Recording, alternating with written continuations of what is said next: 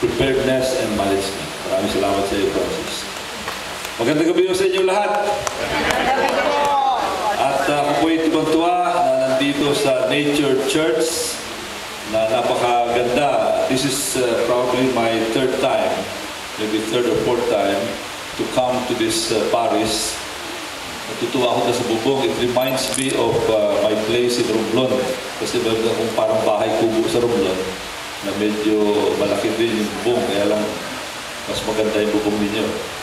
Naiingit ako.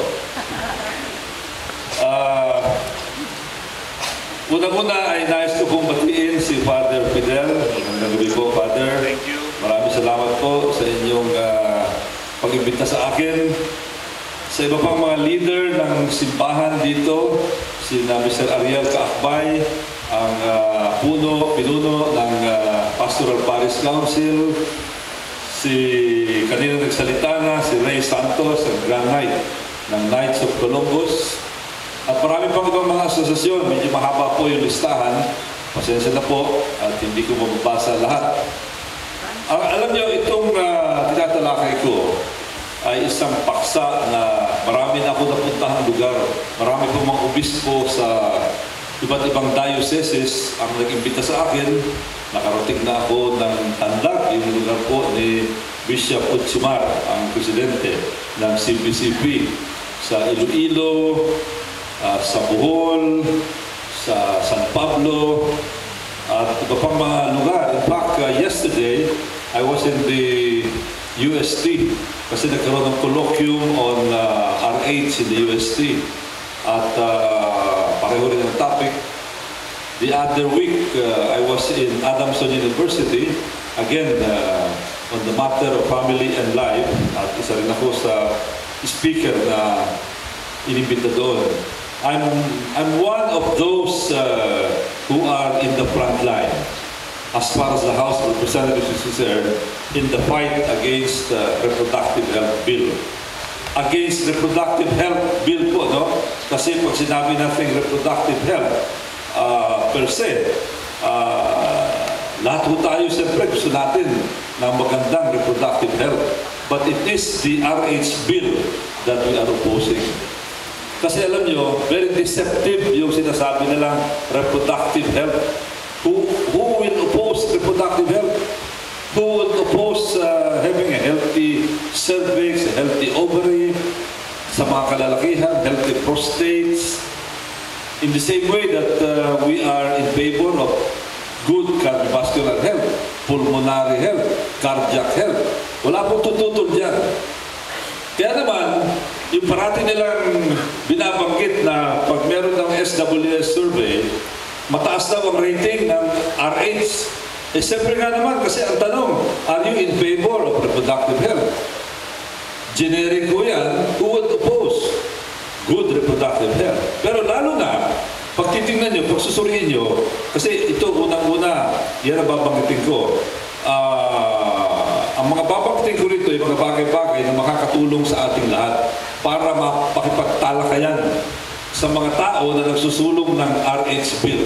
Upang sa ganun, maaari natin sila matanong, maaari natin maarmasan yung ating sarili ng mga bagay, especially yung tinatawag ng mga layman's aspects, yung mga non-spiritual aspects,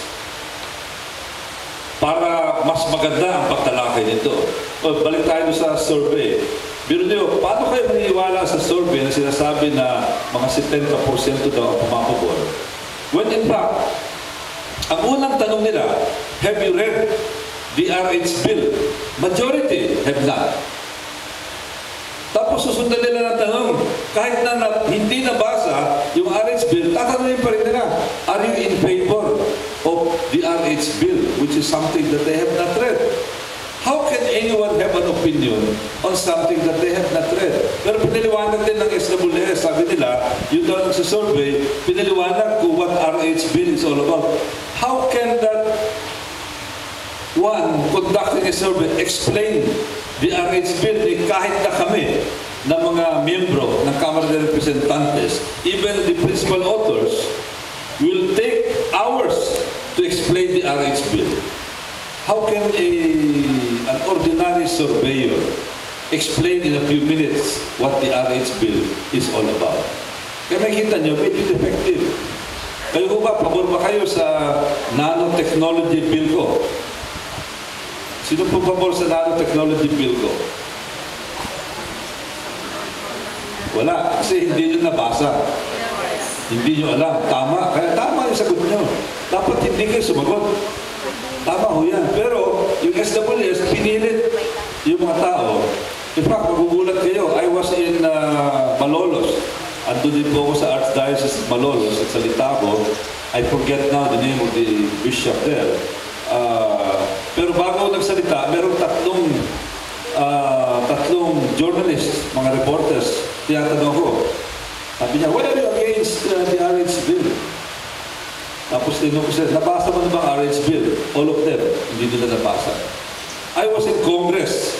Nandun ako sa coffee shop. Yung tatlong reporter doon, tinanong din ako, Congressman, bakit ba tinututulan niya yung RH bill?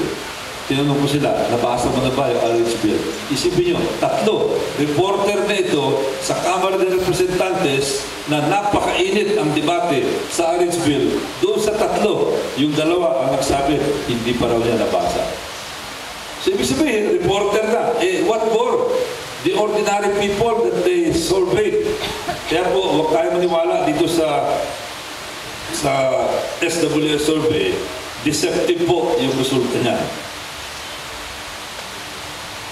Ngayon, punta na po tayo sa RH bill. Ito po ngayon gabi ito, tatalakayin ko yung mga demographic, mga statistical, scientific, economic, and social aspects, and even legal and constitutional aspects of the reproductive health bill. And it is my hope that I can arm you with some facts that will help you in discussing the RH bill with your family, with your friends, and especially with the advocates of the RH bill. Alam na itong litratong ito, ito ang ginamit ko nung sinimulan ko ang aking interpellation ng author ng RH bill, si Congressman Lagman, noong nakaraang kongreso. Ako po ang nag-interpellate na napakahaba kaya hindi natapos yung pag-deliberate. Nung RH bill noong nakaraang kongreso, nagsara yung nakaraang kongreso nang hindi po natapos ang interpellation because of my long interpellation. Ito ang simula ko. Kasi parati sinasabi ni Congressman Lagman na ang dami raw masyadong bata sa Pilipinas, dapat daw iba ay hindi pinanganak. So pinakita ko sa kanya litratong ito at sabi ko, ito yung mga bata na nandun sa isang depressed area doon sa amin sa Paranaque. Mga mahihirap din, galing sa mga pabilang maraming mga anak. So sabi ko, Mr. Congressman, you say that dapat nabawasan yung mga pinanganak ng mga bata para lalong umunlad ang Pilipinas. Sabi ko, Congressman, pwede ba pakituro mo sa akin kung sino sa kanila ang hindi dapat pinanganak? Sabi ko, yung pang nakaputi, yung pang nakapula. Alam nyo, unfair daw yung question ko. Well, ikaw ang nagsabi na dapat hindi pinanganak yung mga ibang bata. Sabi ko, kita mo, madaling magsabi pag statistika ang pinag-uusapan. Pero pag buhay na, yung mga tao, napakahirap. At isa pang bagay, parati nila sinasabi, 50% daw ng mga ipinanganak sa Pilipinas ay yung mga unplanned pregnancies, mga unwanted pregnancies. Isipin nyo, sinasabi nila unwanted pregnancy, 50% ng mga pinanganak ng mga pregnancies unwanted or unplanned. Kung tama ko yan, ibig sabihin dito sa inyo ngayon, 50% sa inyo unplanned, 50% sa inyo unwanted. In other words, huwag kayo yung 50% sa inyo, tumingin kayo sa kaliwa nyo o pa kayo sa kanan nyo, yan, mga unplanned yung katabi ninyo. Unwanted yung katabi ninyo. At hindi sila pwedeng sabihan ng happy birthday kasi hindi happy yung kanilang birth. Kasi unplanned at saka unwanted. Hindi ba? Malay mo, baka mismo si Congressman Lagman unwanted and unplanned rin. Kaya siguro medyo galit siya dito sa reproductive health sa mga bagay-bagay dito. Okay. Noong nagsimula ang pagtalakay muli nitong November 24, 2010 ng RH Bill. Ang isa sa mga nagsalita doon ay ang dating Senador Ting Paterno. Isa sa mga tagapagsalita na pro-RH. Ang sabi niya, and I quote, "And if you have too many children that you can afford to send to school, you are consigning those children to poverty and you are promoting an intergenerational poverty." Ang salin ng kahirapan mula sa magulang hanggang sa mga anak at sa mga apo. Salin ng kahirapan. Parang nakakahawa. Parang genes, gano'n, no? Parang sinasabi niya, pag ikaw ay mahirap, ang anak mo magiging mahirap din at ang iyong apo ay magiging mahirap din. Kaya dapat sabi, parang sinasabi niya anyway, na dapat pag mahirap ka, medyo pag-isipan mo kung ikaw ay dapat magkaanak o hindi. Kasi magpapadami ka lang ng mga mahihirap sa Pilipinas. Alam niyo, ito ang litrato ng isang public school taken many years ago. Makikita niyo sa litrato na pobre yung eskwelahan. Kita niyo mga bata, formal na picture ito, pero iba dyan, nakapakya, nakasinelas. Public school po ito sa isang low-cost government housing project in Quezon City. Kung tama yung sinabi ni Senator Paterno, dapat karamihan sa mga batang ito, hanggang ngayon, mahirap pa din. Pero alam niyo, after 40, 30 years, marami po sa kanila, mga titulado na, mga professional, ang iba naging doktor, naging accountant, tumaas na ang antas ng buhay, may mga kotse na ngayon, ang iba nasa abroad, at ang isa dyan, siya ngayon ang congressman ng 2nd District ng Paranaque. At nakalimutan din po ni dating Senador Paterno na ang isa sa pinakamalagang bahagi ng ating ekonomiya ngayon ay ang OFW. Sila ang nagkukontribute ng 12% of our GDP, amounting to $21 billion. Karamihan po sa mga OFW galing sa mga pamilyang mahihirap, karamihan sa kanila galing sa mga pamilyang malalaki. So, bakit nila sasabihin na ito mga mahihirap ang nagpapahirap sa ating bansa?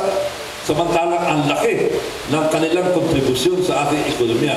$21 billion at lumalaki pa every year. At hindi lang yan. Meron pa isang sektor, yung BPO natin, Business Process Outsourcing. Isipin nyo dati, 442,000 lamang ang miyembro. Palaki ng palaki, aabot na ng 1 milyon. Siguro, after 2-3 years. Most of the employees in the BPO come from poor families. Hindi po mga taga-Forbes Park, hindi taga-Better Living, hindi taga-BF Homes, hindi taga-Moonwalk, kundi marami sa kanila sa mga lugar na mahihirap. At hindi lang noong 2008, $6.1 billion ang income ng BPO sector.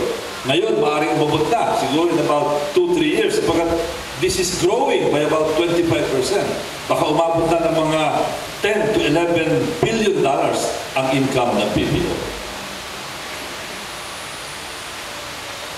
At katunayan, naunahan na natin yung India, dati yung India, ang tinitingala natin pagdating sa mga call centers, ngayon naunahan na natin ang India pagdating sa call centers. Ito'y napakalaking sektor po ng ating ekonomiya. Ngayon, parating sinasabi din na yung dami daw ng ating populasyon ang dahilan, yung mga mahihirap. Alam nyo, nakausap ko, si ngayon ay NEDA Secretary Cayetano Paderanga Jr. Noong May 18, 2011, nakarecord po yung aming usapan.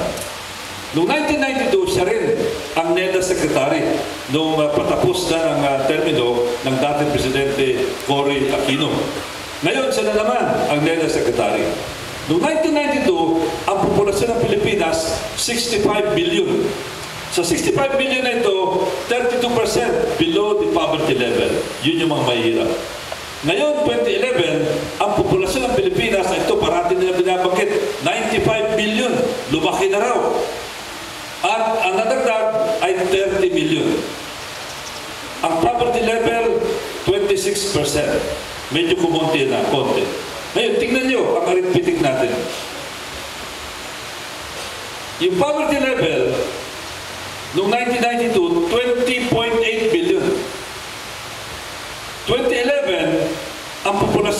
mahirap, 24.7 million. Ang nadagdag sa populasyon ng mga mahirap, 4.1 million.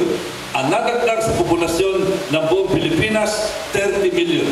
Simpleng arithmetic, sino ang mas malaki ang na-contribute? Yung mga mahihirap o yung hindi mahihirap?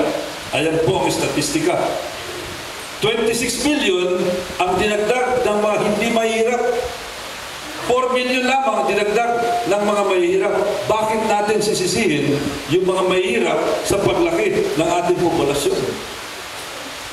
Kaya mali na naman yung sinasabi ng mga pro-RH people na ang mga mahihirap ang siyang nagpapadagdag ng ating populasyon.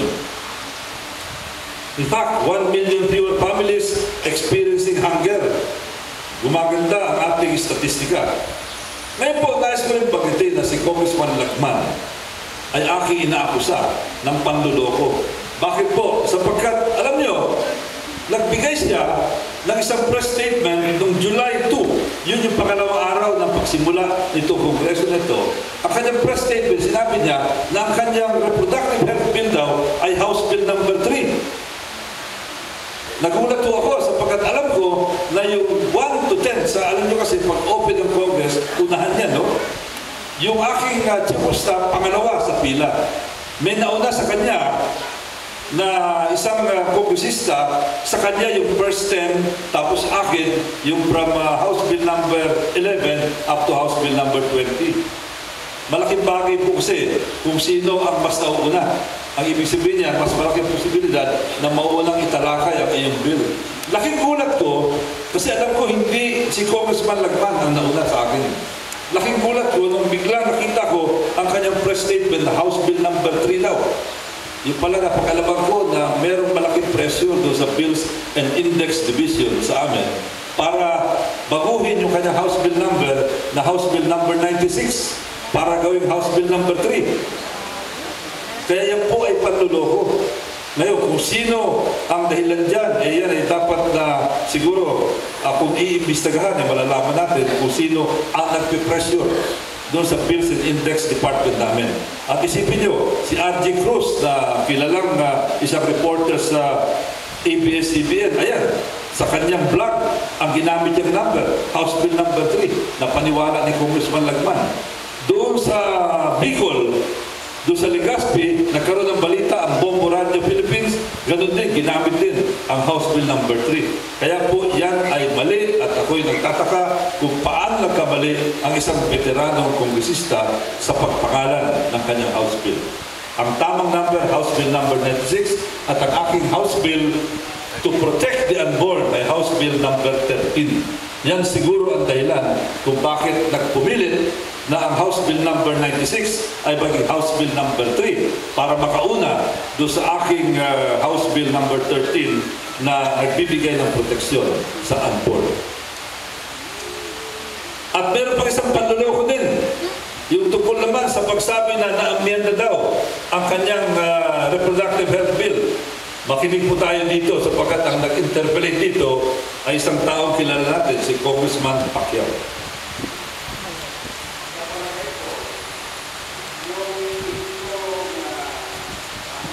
Pwede pong palakasan dyan? Pinagdala namin na Committee on Population and Power. At pinag-usapan dito sa Paranaque, naging tayo ang ating magiging na Congressman doon sa laban niya. Kaya pala, ang tanong kasi ni Congressman Pacquiao dito, paano naman, kasi mayroong provision doon sa kanyang House Bill na ang mga employers ay magbibigay ng reproductive health services sa mga empleyado. Magbibigay ng contraceptives, magbibigay ng condom. Nag-aalala si Congressman Pacquiao na baka daw tubuan pa ng mga employer, ng mga empleyado pag nagbibigay ng condom. Ngayon, ang sagot ni Congressman Lagman, wala na raw yun, amyenda na raw. Yung sinabi niya. Hindi yata nalaman na itong provision na ito ay amended na. Amended na raw. Tinanggal na in entirety. Sapagkat ito po ay ang provision plan ng provision sa labor code. Ang sabi namin, bukan na sa labor code na yan, di panamanatili na ang provision sa labor code at hindi na natin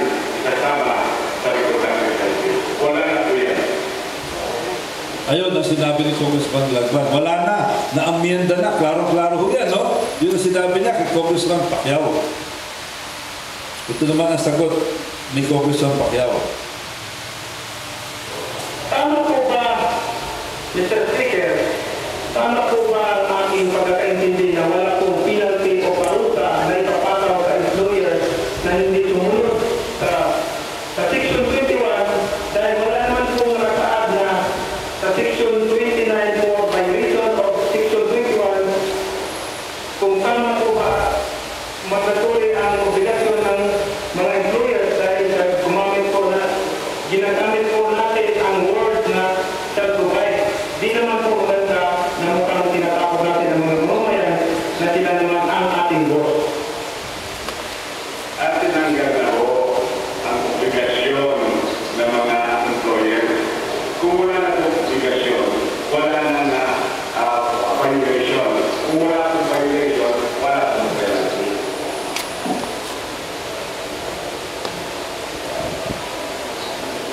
Kala ni Congressman Lagman, naka-score siya. At Mr. Speaker, gusto ko lang nilawin na katabi mo lang, tinanggal na yung penalty, eh wala pa po tayo sa amin yung period. Amin din, eh nasabi mo na tinanggal na yung penalty. Kaya nga ho, yung mga officers mismo ay voluntarily nag-submit ng amendment sa Committee on Population and Family Relations. Pagdating po ng period of amendment, rather Committee amendment sa Committee on Amendment, palagay ko Committee amendment, meron po undertaking ang komitiba na itong mga provisions na ito, di ba po lahat yan ay hindi na ikasama sa kalukala. Mr. Speaker, gusto ko malaman kung ito ba ay namin na. Although, nagsabit yung mga ibang congressman natin, eh kung gusto kong malaman kung anong role ko ang ginamit dito. Anong rule ang ginamit? Doon na TKO ni Congressman Pacquiao, si Congressman Lagman. Kasi ang sinabi niya noong una, na-amenda na. Pero hindi pa. Kasi alam niyo kasi sa legislation, bago mo ma-amenda ang isang panukalang batas, kailangan period of amendment. Eh wala pa po sa period of amendment. Mismo si Congressman Pacquiao ang nagsabi, hindi pa period of amendment.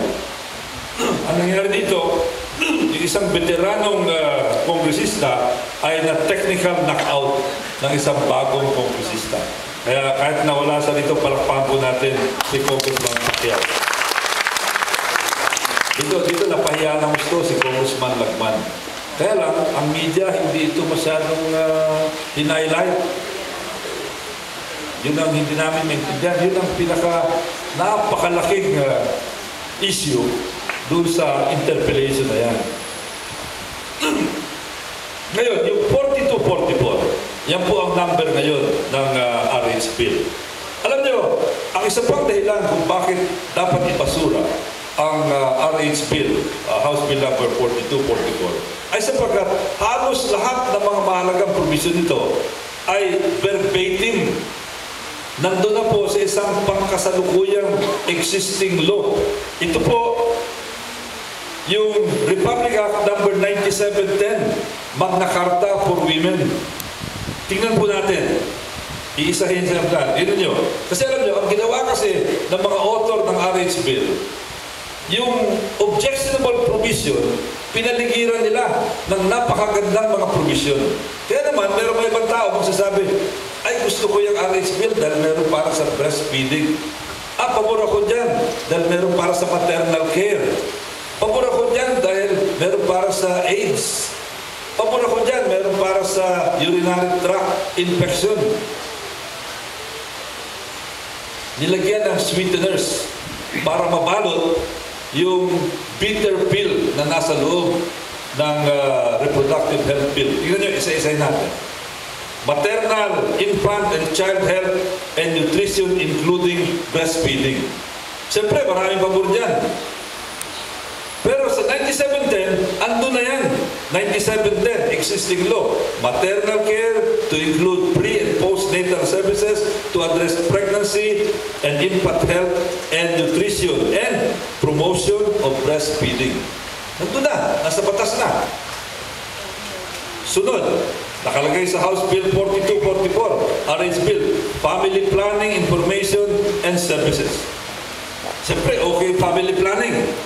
9710, existing law, ano nandun? Responsible, ethical, legal, safe, and effective methods of family planning. It's there already. Sunod, letter C, panukala ng RH Bill, Proscription of Abortion and Management of Abortion Complications. Siyempre nga naman, sinong mo-object dyan? 9710, Prevention of Abortion and Management of Pregnancy-Related Complications. Sunod po, Adolescent and Youth Reproductive Health, nasa panukalang batas. Existing law, 9710, Family and State Collaboration in Youth Sexuality Education and Health Services without prejudice to the primary right and duty of parents to educate their children. Yung pinag-aawayan na sex education, pero of course, andyan yung primary right and duty of parents, nandun na rin. Sunod, panukala nila, sweetener do sa reproductive health bill, provision and prevention and management of reproductive tract infections, HIV, and AIDS and other sexually transmittable infections. Sino naman ang mag-object dyan? Hindi ho ba? Pero yan ay nasa 9710 na. Tingnan niyo, basahin natin ang 9710. Prevention and management of reproductive tract infections, including sexually transmitted diseases, HIV, and AIDS. Almost exact copy. Kinopya lang po. So hindi na kailangan. Sunod, elimination of violence against women. Who would object to that? Pero yan po ay nasa Republic Act 9710 na rin. In cases of violence against women, etc., etc.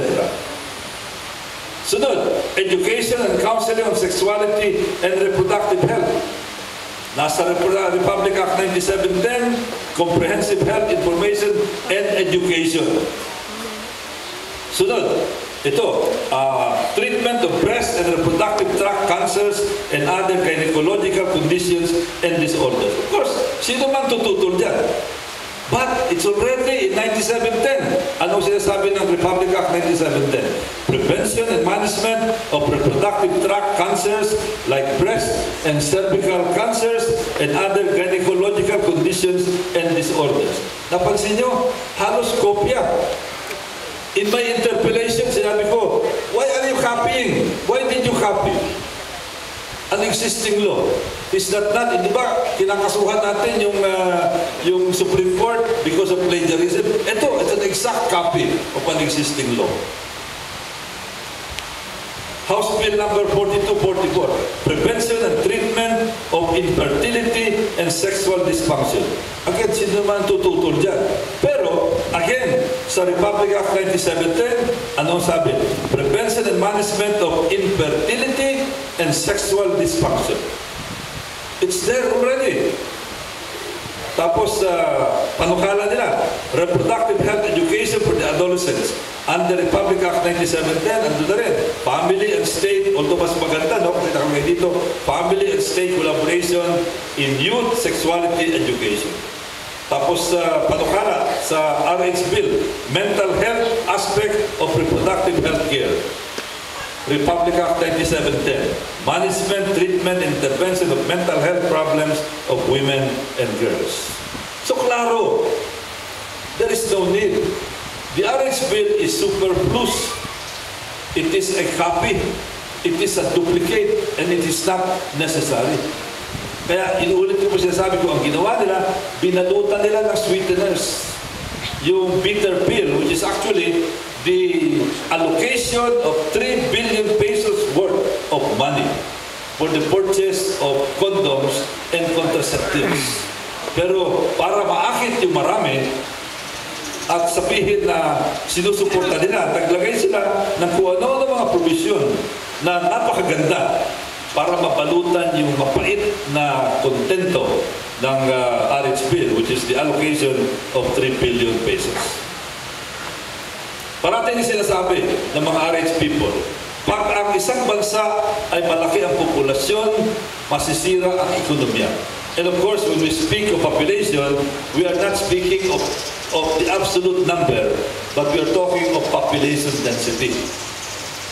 Number of persons per square kilometer. Para katulad po dito, itong number ng mga tao sa loob ng simbahan natin ngayon, tamang-tama. Pero pag merong 10 dito, kakalog-kalog itong simbahan nito. Tamang-tama tayo. Pero itong mga tao dito ngayon ay ilagay natin sa Araneta Coliseum, ano mangyayari? Kakalog-kalog tayo sa Araneta Coliseum. The population density is going to be very low. So, population density po ang pinaka-basihan dito. Tingnan natin. Ang population density ng Pilipinas is around 266 persons per square kilometer. Tingnan natin yung mga bansa na mas malaki ang population density at tingnan natin kung sila ba ay mas mahirap. Dapat mas mahirap sila. Kasi sabi ni Congressman Lagman, pag mataas ang population density mo, maghihirap ka. Macau, 20,820 po. Ang ating population density, 266. Sino ang mas mayaman? Macau o ang Pilipinas? Hong Kong, ang population density, 6,571. 30 times our population density. Sino mas mayaman? Hong Kong o Pilipinas? Singapore, 5,539. Yung itong mga kapitbahay natin, Taiwan, 685, doble. At ang Korea, 477, halos doble ng ating population density. Pero sila ay ubod ng mas mayaman kaysa sa atin. 30 years ago, they were about the same as we are. Pero hindi po naging obstacle sa kanila yung kanilang mas malaking population density kaysa sa atin. Bakit po? Sapagkat hindi po populasyon ang siyang nagdidetermine kung uunlad ang isang bansa o hindi. Ang pinaka-determinant kung uunlad ang bansa o hindi ay number 1, leadership, at number 2, tamang development strategy. Tama ho ba yun? Yan po ang kailangan natin. Hindi po yung pagkontrol ng populasyon, kundi ang mahusay na liderato at mahusay na estratehiya para sa development. Tingnan naman natin yung mga bansa na mas maliit ang population density. Dapat mas mayaman sila. Tingnan niyo po, Botswana, 2.5. Almost 1% lang ng ating populasyon. Mayaman ba ang Botswana kasi sa Pilipinas? Pobre sila doon. Namibia, French Guiana, Mongolia, at iba pa, Western Sahara. Kaliliit na kanilang population density, pero sila ang mas mahirap. Kaya yan ang isang patunay na naman na hindi po porke maliit ang population density mo ay yayaman yung bansa. At kayo na rin magsasabi, kayo po ng mga nanggaling sa probinsya. Sino ang mas malaki ang population density? Poblasyon o baryo? Poblasyon. Sino ang mas mayaman? Poblasyon o baryo? Poblasyon mas mayaman. Bakit? Kasi merong critical mass na tinatawag para magkaroon ng mahusay na economic activities. Pag kulang ang tao, bababa din ang economic activities. At hindi lang yan, kahit po sa Pilipinas, ganun din. Sa Pilipinas, ang pinakamayayamang mga lugar ay ang mga lugar na matataas ang population density. Nabotas, Manila, Pasig, Pasay, Mandawi, Caloocan, Makati, Malabon, Taguig, Quezon City, Paranaque, Las Pinas. Sila po ang pinakamayayamang lugar sa buong Pilipinas at sila rin ang pinakamatataas ang population density. At yung mga lugar naman na mahirap ay yung mga lugar na kaliliit ng population density katulad ng Romblon, ng Ifugao at marami pang mga lugar. Ang isang bagay na aming tinututulan ay yung oral contraceptives. Ang oral contraceptives, ayon sa aming kaalaman, ay maaaring magdulot ng mas mataas na percentage ng cancer, lalo na yung breast cancer, yung cervical cancer, at yung liver cancer. Hindi po ako nagsasabi dyan. Sino nagsasabi dyan? World Health Organization, International Agency for Research on Cancer. Sino pa? US National Cancer Institute, United Kingdom Cancer Research, Harvard Medical School, Indian Journal of Medical Ethics, at marami pang iba. Kaya dapat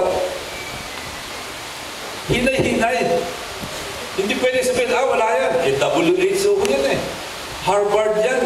National Cancer Institute of the United States yan. Why are we going to dismiss these studies as unreliable? Buti sana kung si Roilo Golez ang nag-aaral yan, then they can dismiss it because I'm not an authority on cancer. But these are the US Cancer Institute, the UK Cancer Institute, na nagsasabi na tataas ang porsyento ng breast cancer, ng liver cancer, at cervical cancer kung patuloy ng paggamit ng oral contraceptives. At alam nyo, hindi lang sila ang nagsabi, mismo si dating Health Secretary Esperanza Cabral ang umamin.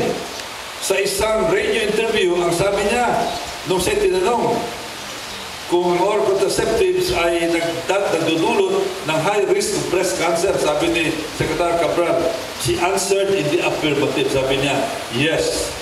But quickly added, sabi niya, meron namang magandang side effects daw yan. Kahit na ito yung papataas ng porsyento ng breast cancer. Ang magandang side effect, magiging healthy daw ang iyong ovary. Pero ang tanong ko naman, ano naman ang gagawin mo sa healthy ovary kung meron kang matinding breast cancer? Hindi mo ba? Kaya ako'y nagulat to sa sagot na yan ni Secretary Cabral. Siguro, kung ang babae meron ng cancerous na ovary, she's willing to try anything. At pag sinabing, makakaigi sa iyo yung oral contraceptives, baka bumuti ang iyong ovary kasi ay sakit na siya, maybe it would be correct for her to take the risk of other side effects just to cure her ovary. But if she has a healthy ovary, why should she risk having breast cancer? Tama ko ba yun? Kaya mga kaibigan, tayo mga magulang, papayag ba tayo na expose natin yung ating mga anak ng mga babae sa breast cancer? Mga batang mga kalalakihan na bagong kasal, papayag ba kayo na inyong batang asawa ay ma-expose sa breast cancer para lamang mapigilan ang panganganak? Tama ho ba yun? Ang tama sa aking palagay ay dapat ipaliwanag ito ng gusto ng mga nagsusulong ng oral contraceptives.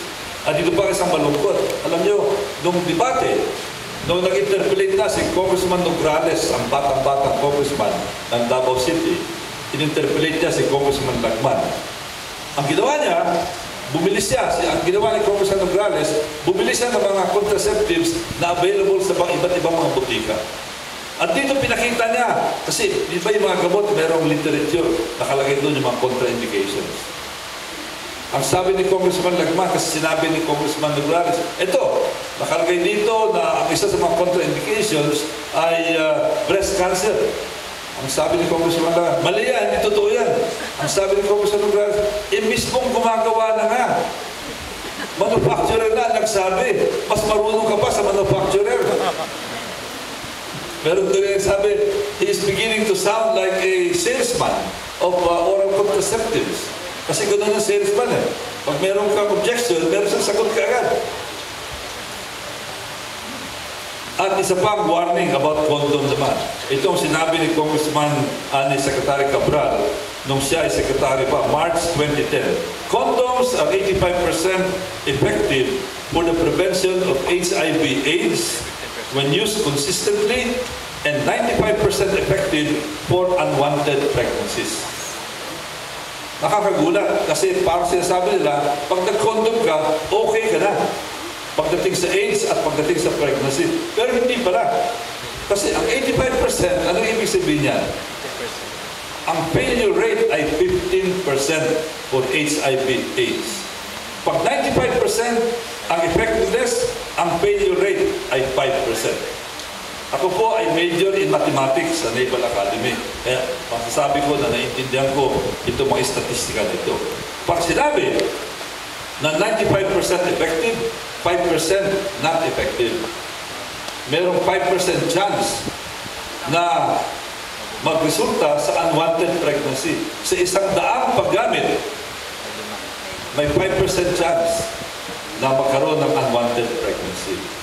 Kung isang lalaki ay gagamit ng 100 beses sa loob halimbawa ng 2 taon ng kondom, doon maaaring magresulta ng unwanted pregnancy. Pag meron pong 100 take-off ng aeroplano, ang ibig sabihin ng 5% failure rate, ang 5 dyan sa 100 ay babagsak. There are more than 100 take-offs every day ng aeroplano sa ating airport. Ang ibig sabihin, pag 5%, 5 dyan ang babagsak. Wala tayong gagawin kundi magbasa ng plane crashes sa mga dyaryo araw-araw. Lalo na, yung 85% effective for the prevention of HIV. Ang ginagawa nila rito, by saying, gumamit ka ng condom, you are giving him a false security. Kasi 15% pa rin ang tsansa na siya ay maaaring magkasakit ng AIDS kahit na gumagamit siya ng condom. Ito po ang hindi pinapaliwanag ng gusto. Parang pinapaniwala na pag ikaw gumagamit ng condom, wala kang problema pagdating sa AIDS at HIV.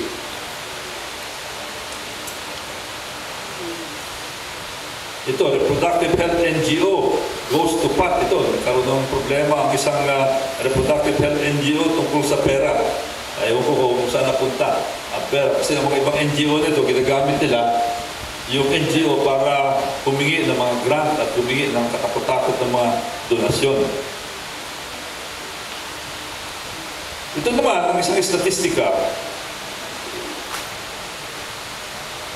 yung pong Safe Reproduction Index, galing ito sa Social Watch Philippines. Ang sabi dito, ang mga probinsya na madami ang doktor kumpara sa populasyon, kumpara sa bilang ng panganganak, doktor, nurses at midwife, mas mataas po ang Safe Reproduction Index. At makikita ito doon sa maternal death rate at sa infant death rate. Kasi isang issue sa reproductive health, yung maternal death rate, parating na sinasabi, 11 daw ang namamatay araw-araw sa panganganak. Pero hindi nila sinasabi na yan ay hindi nangyayari sa Las Pinas, hindi po sa Paranaque, karamihan dyan nangyayari sa mga lugar na liblib, yung mga lugar na konti ang doktor, ang nurses at midwife. Again, deceptive statistics. Sapagkat makikita natin dito, pag mataas ang SRI, ang ibig sabihin, mas marami ang doktor, nurses o midwife, mababa ang maternal death rate. Mababa ang infant death rate. Ang pinakamatataas ang reproductive index, ito po yung mga probinsya na number 1 to 15. May magsasabi, kaya naman siguro mataas ang kanilang SRI dahil mayaman sila. Kaya marami silang doktor, nurses at midwife. Hindi po. Makikita nyo, ang number 7, Sikihor. Hindi po mayaman ang Sikihor. Maganda ang kanilang ibig sabihin, yung kanilang pondo ginamit nila sa doktor, sa nurses at sa midwife. Yung pong Lanao del Norte, hindi po mayaman yan. Pero mataas ang kanilang SRI, marami silang doktor. Yung Camiguin, hindi po mayaman yan. Pero mataas ang kanilang SRI dahil they were wise enough to allocate a lot of money for doctors, midwives, and nurses. Kaya, again, I go back to the question, hindi po RH ang kailangan natin para mapahusay ang reproductive health ng mga tao. Hindi po RH bill, kundi mag-allocate tayo ng mas maraming pera para sa doktor, para sa nurses, at para sa midwives.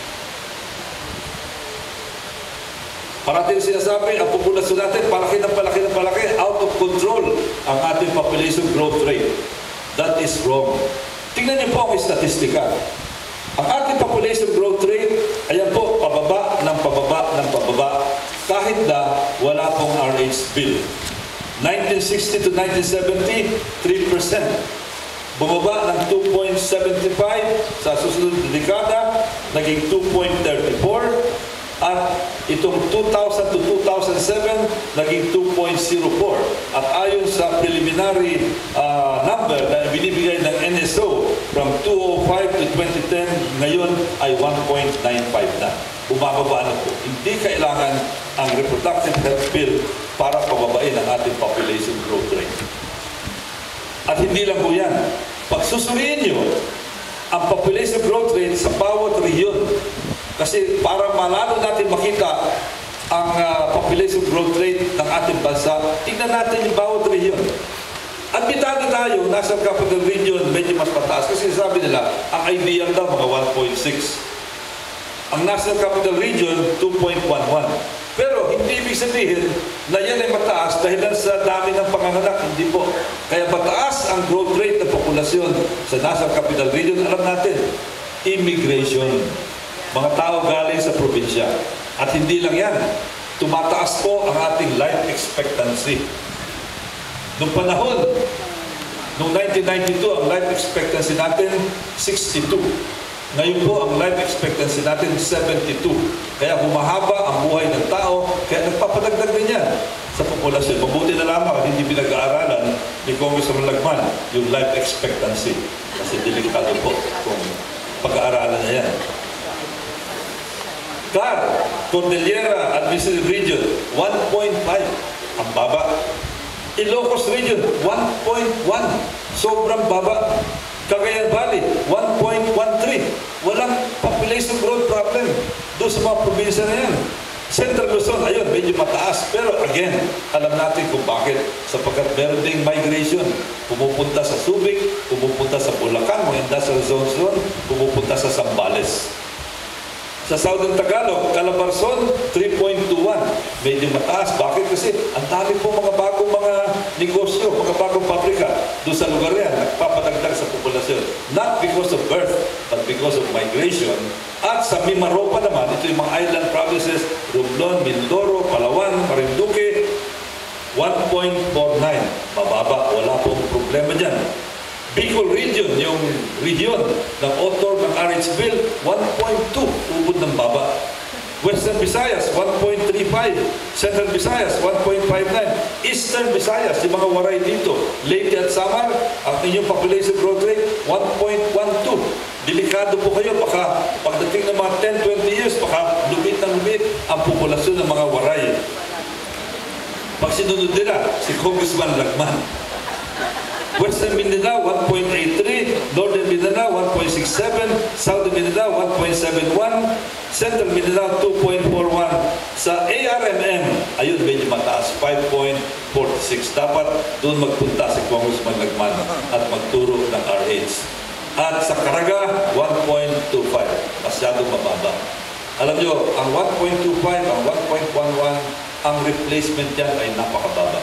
Ibig sabihin, baka dumating ang araw, magiging out of control yung pagbaba ng populasyon ng isang lugar.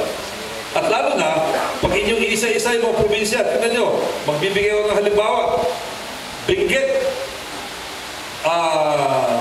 Apayao pala, 0.9. Yung pong Kalinga, 0.64. Halos hindi na gumagalaw ang populasyon dyan. Yung Ilocos Norte, 0.86. Ilocos Sur, 0.88. Yung Batanes is 0.42. Bataan is 1.0. Aurora is 1.07. At marami pang lugar. Halimbawa, Marinduque is 0.76. Oriental Mindoro is 1.06. Romblon, yung probinsya ko, is only 0.78. Yan po ang napaka-critical na growth rate, napakababa ng replacement rate yan. At hindi dapat pag-usapan yung RH. Ang dapat pag-usapan sa mga lugar na yan, kung paano palakihin ng konti, pataasin ang kanilang population growth rate, sapagkat pagbababa ang population growth rate, delikado po ang kalagayan ng isang society. Baka mamatay po ang society na yan.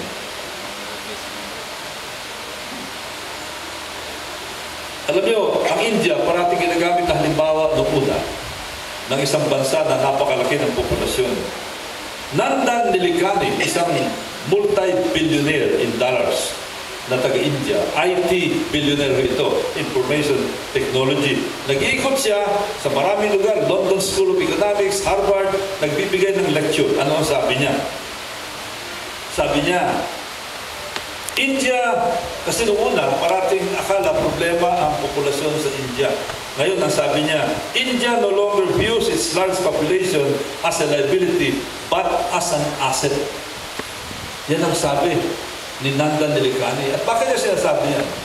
Yan ang dahilan kung bakit ang India ngayon is an emerging economy. It's one of the strongest economies in the world.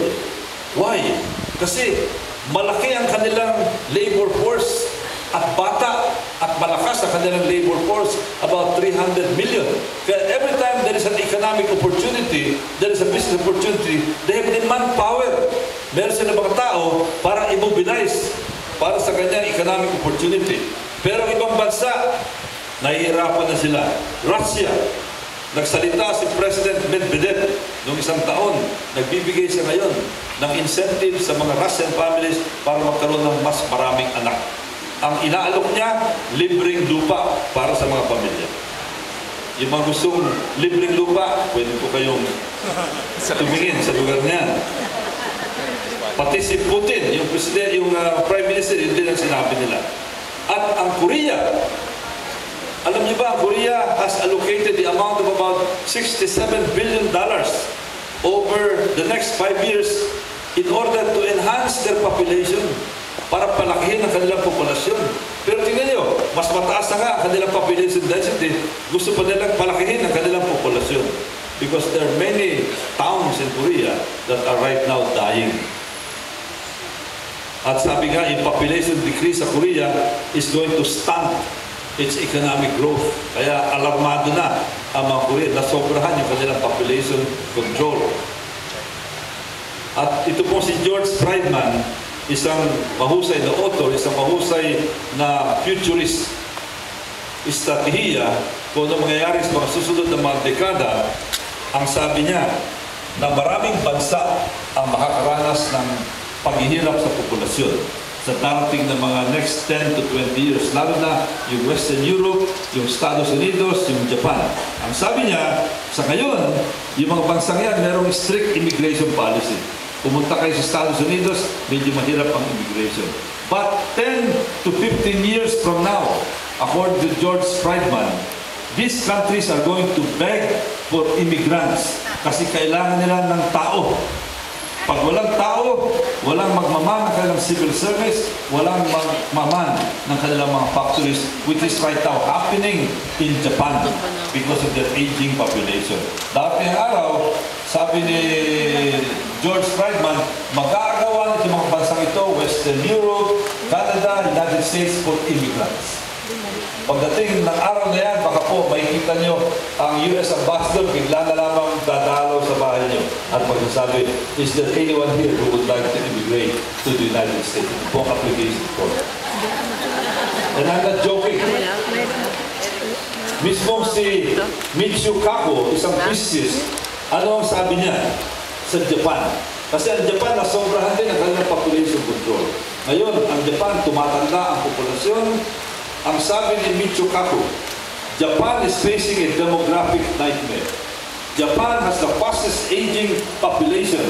The birth rate has fallen to an astonishing 1.2 children per family. Kita nyo, 1.2 per family is very low. And immigration is negligible. Some demographers have stated that we are watching a train wreck in slow motion. One demographic train, aging population and falling birth rate will soon collide with another low immigration rate in the coming years. The same train wreck might eventually happen in Europe as well. Kaya sa Japan, pag kayo magpunta ron, magugulat kayo, mga matatanda po ang naglilinis sa mga toilet doon. Kasi wala na silang makuhang manpower. Mga matatanda ang nagtatraffic kasi kulang na sila ng mga tao, wala silang makuhang mga bata. At para sa mga tao nang sasabi na ang Pilipinas daw ay hindi nag-i-improve economically. Although I showed this already by showing you our tremendous growth as far as OFW and as far as BPO are concerned. If there's anyone who will say na underdeveloped ang Pilipinas and plain population for it, I want him to look at the products that we have come out in the last so many years. At ang isang pinakamagandang halimbawa dyan ay itong vapor na ito.